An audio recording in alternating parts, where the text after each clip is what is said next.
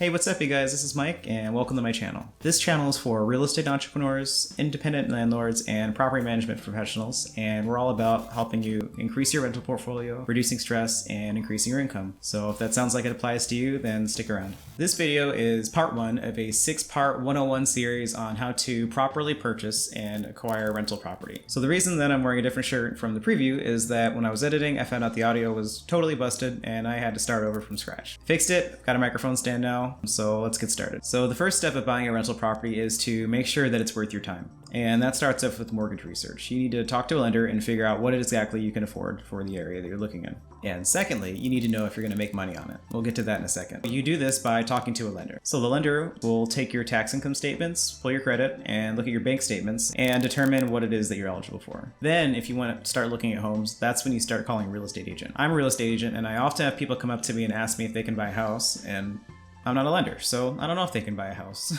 So what you're supposed to do is you talk to the lender and then they can tell you what you qualify for, and then once we have that pre-qualification letter, then we can go shopping around. So there's a huge difference between a pre-approval and a pre-qualification letter. The difference between a pre-qualification letter and a pre-approval letter is the pre-qualification letter doesn't require documents. The pre-approval letter requires all of your documents. The pre-approval letter is what really matters, and if you put that pre-approval with your offer for a home, that's really going to make your offer stand out more than someone that doesn't have that letter. So the lender will tell you your max, like what's the most expensive place you can afford. Don't buy the most expensive place you can afford. Go a little bit under that. I'd recommend, 15-20% below that. You can apply that money towards principal on the mortgage, meaning that you pay off your home faster, or you can put it into other investments, put it into the stock market, maybe an index fund, or if you've got a side hustle, that'll give you some extra cash flow to put into your business. Don't get the maximum amount that you can possibly spend.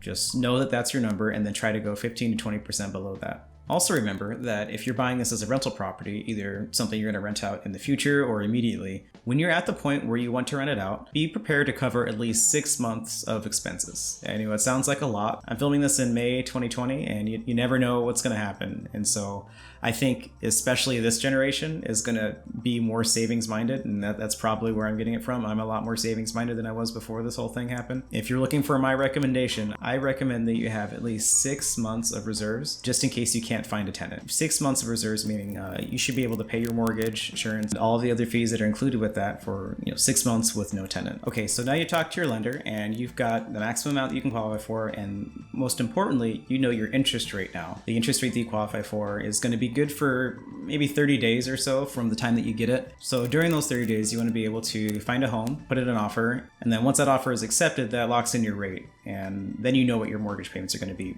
generally. So at this point, you can go to mortgagecalculator.org. I'll put a link in the description. And you can plug in your numbers for this website to determine exactly what your monthly payment is based on the sales price of whatever home that is that you're looking at. Okay, so now you've got a pretty close estimate to what your mortgage payments are going to be. So we need to find out if those mortgage payments are going to be less than the expected rent for that home or even that area. My definition of comparables are homes in the same area that are the same size, same age, and if you're looking at condos, homes that are on a similar floor and have the same direction, so they've got the same view, and finding out what those rented for within the past 6 months or so. If you're an agent and you have access to the MLS, or you're working with an agent that has access to the MLS, then you can use the MLS to find those comparables. But the catch with the MLS, while it's super accurate, is that only agents can put stuff into the MLS. If you're renting it out yourself, or there are people around you that are doing for rent by owner, you want to at least look on Zillow to see what other people are renting their place for that aren't using the MLS. It's a great exercise, especially if you haven't done it before. You can always contact a property manager and they can just kind of take care of that for you. So at the end of your comparable research, what you want to find out is if your projected rent is going to be more or less than your projected mortgage. So here's the secret of real estate investing. Check it out. If your projected mortgage is going to be higher than your rental fees, and not just the mortgage, so the mortgage, including the maintenance fee and the insurance and your taxes, and putting away, I'd say like an additional 10% for maintenance, if that is going to be more than your expected rent, don't buy it. I see this all the time. People just get excited about buying a house, myself included. I did the exact same thing. People just get so worked up about the home buying process, or they get a realtor that just kind of like pushes them into it, and then they get it home and they never do the math and they never find out what's going on. They just assume that I'll just rent it out later. The way that they bought the house, either they didn't put enough money down as a down payment, so their mortgage is higher than their expected rent, or the home didn't appreciate in value enough to pull money out, or rates didn't change, and so even after they refi, they're still losing money. So it happened to me too. I bought a condo. I wasn't really concerned about the maintenance fees. I wasn't thinking about what it would rent for. All I knew is that I wanted to be a homeowner, and I wanted it to be in this area that was close to my favorite restaurants. And honestly, that was a horrible investment. I mean, I still have the home, and it's, it was a good lesson. And actually, that's how I got into property management, when I saw this happening to other people. I've been there. It sucks. I don't want anyone else to go through that, especially my friends and family and other people that I care about. So if those numbers don't work out, the easiest thing you can do to lower your mortgage payment is to save up more money for a down payment. Another thing you can do, which is not in your control at all, is to wait for federal rates to lower, which means the banks can offer you a lower rate, which would lower your payment. My recommendation, as hard as it sounds, it's the really boring answer, is to just save more money for a down payment. So now that you know the price range of the type of home that you're looking at, you want to make sure that it's in a good location, close to freeway on-ramps and off-ramps, close to recreational opportunities like parks and ski parks, close to stadiums, movie theaters, and gyms. That'll always make your property in demand for a variety of people. Also, something to consider, which might not occur to you if you're a young guy or girl and you don't have any kids, is the school district. I was just working with a client yesterday, and her only requirement, everything was variable, she had pretty good income. The only requirement that she had, the total non-negotiable item, was the school district. Another thing to consider is, are you near a military base? I'm military, my dad was military, so I've got about 30 years of military base experience. It's always more comfortable if you've got base access to live somewhat near a base. So a real estate agent will actually help you get inside of the homes to check them out in person. Two types of agents, a buyer's agent and a seller agent. The seller's agent represents the seller, and the buyer's agent represents you. Interesting fact, the seller pays the commission for both your agent and their agent. The price of your home is kind of factored into how much that the seller is going to pay your agent, but you won't have to pay out of pocket for an agent to show you around. At the same time, they're busy people, so don't waste their time. So that's why we did all this prep work, to ensure that we are as specific and precise as possible with what we're looking for. That way we don't waste the agent's time, and that way we don't waste your time. All right, cool. So you found a place and you put in an offer, got accepted.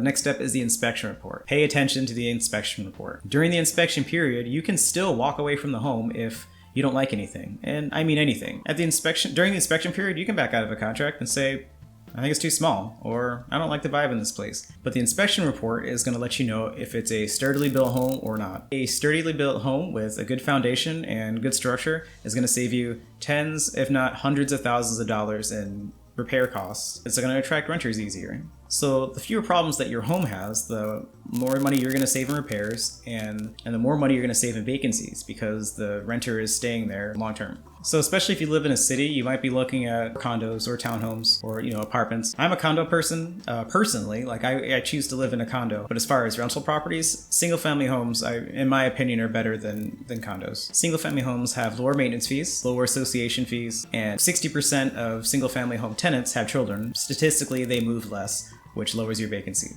So at this point, you've selected your home, you've done your research to determine that it's their home that people would want to rent, you've done your research to determine that the numbers are going to work. And so after the inspection period, you'll finish the escrow process. Escrow is basically just the process of buying a home, verifying that the seller is actually the seller. They're authorized to sell it, that there are no liens on the property, and verifying that everyone's banking information is legitimate. You'll get the keys, and when escrow is finished, you'll get the keys, and then it's yours. So if this video was useful, gently tap the subscribe button and the notification bell so that you can be informed when my next video comes out, where I'll show you how to set prices and expectations for your rental. Other than that, leave a comment below with the type of content that you want to see from me, and I'll do my best to tailor more stuff towards you. Have a great day, and I'll talk to you soon. Thanks.